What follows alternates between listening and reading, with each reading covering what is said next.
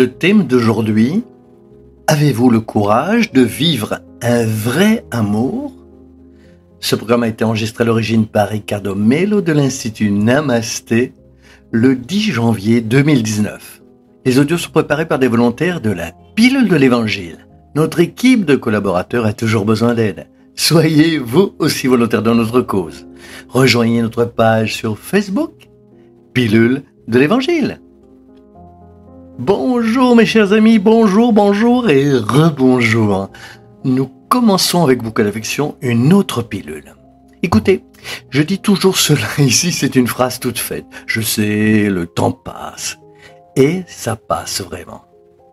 Inspiré par les thèmes d'aujourd'hui dans la vie de ces 4 merveilleux missionnaires qui ont été des exemples d'amour pour nous tous, je voudrais vous parler précisément de ce sujet. Le courage d'aimer. Vous sentez-vous comme une personne courageuse pour vivre un grand amour? Quelle est votre relation avec l'idée de l'amour? Je sais qu'à première vue, cette question peut être complexe pour certains et plus simple pour d'autres. Mais parler d'amour n'est jamais simple, car l'amour est directement proportionnel à notre capacité d'évolution. Plusieurs fois, je peux penser que j'aime, et en fait je suis attaché à quelque chose, à quelqu'un. Au bout d'un moment, je peux penser que je suis attaché, mais peut-être qu'en fait, j'aime seulement. Cette question est délicate.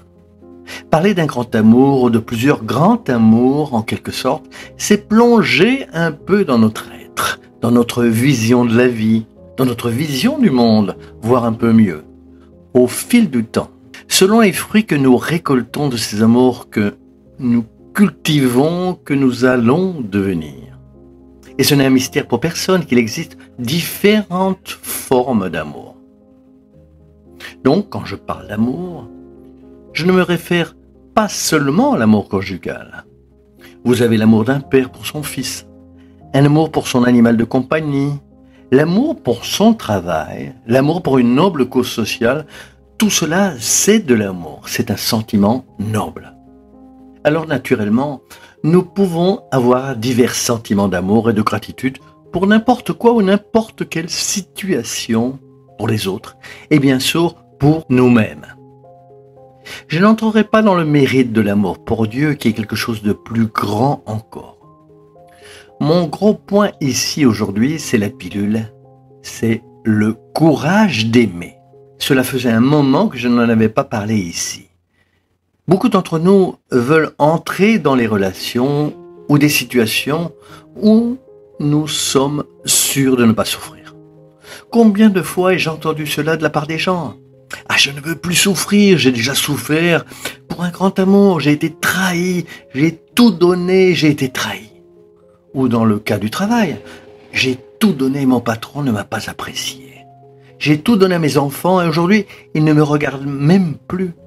Ils font comme s'ils n'avaient pas de père, comme s'ils n'avaient pas de mère. J'ai tout donné à mes parents et ils ne savaient toujours pas comment m'estimer. Ils m'ont jeté dans le monde et ne m'ont jamais donné d'amour et d'affection. En ce sens, on perçoit beaucoup de ressentiments dans certains cœurs.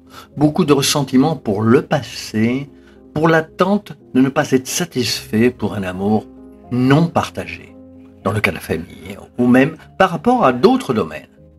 C'est là qu'intervient l'exemple géant que Jésus personnifiait mieux que personne et que ses maîtres de l'esprit viennent toujours nous rappeler, que ce soit Chico Xavier, Francisco de Assis, Mère Teresa, le docteur Bezerra de Menezes et tant d'autres. L'amour qui donne sans attendre un retour en échange. C'est un haut niveau ou stade de don, de perception, dans lequel l'amour se nourrit de lui-même et de sa capacité à se rendre, quel que soit le retour qu'il obtient, de l'être aimé immédiatement ou non.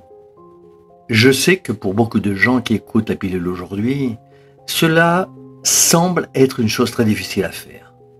Vous pouvez être sûr que pour moi aussi, ce n'est vraiment pas facile. Nous donnons et notre fierté ou notre ego veut un retour.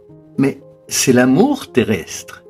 C'est l'amour de maman, comme Jésus l'a dit dans l'Évangile. C'est l'amour de la matière.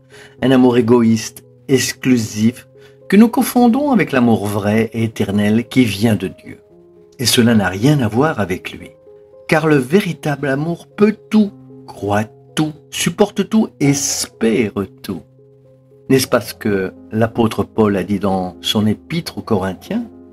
Ainsi, dans une version plus profonde, beaucoup plus essentielle qu'intessentielle, l'amour est lié au désir et à la capacité de se donner le meilleur de notre âme et, même si l'autre personne ne rend pas l'appareil, nous serons heureux de la capacité de donner, au point que nous remercions Dieu pour l'existence de quelqu'un qui peut nous permettre de développer et de travailler le don de notre amour. Nos merveilleux amis spirituels disent toujours ceci: celui qui aime nourrit son âme de son propre amour. Plus vous aimez vraiment, plus vous êtes en paix. Plus vous vous donnez, plus vous devenez léger, car vous vous rapprochez de Dieu. Et souvent, l'ingratitude ajoute encore plus au mérite de l'amour que nous offrons. Je sais que beaucoup de gens vont m'écouter maintenant et dire « Ah, ce sont les bêtises de Ricardo. À cause de cela, beaucoup de gens souffrent. C'est une grande folie. » Eh bien, permettez-moi de vous rappeler, en particulier à vous qui avez cette vision opposée de l'amour.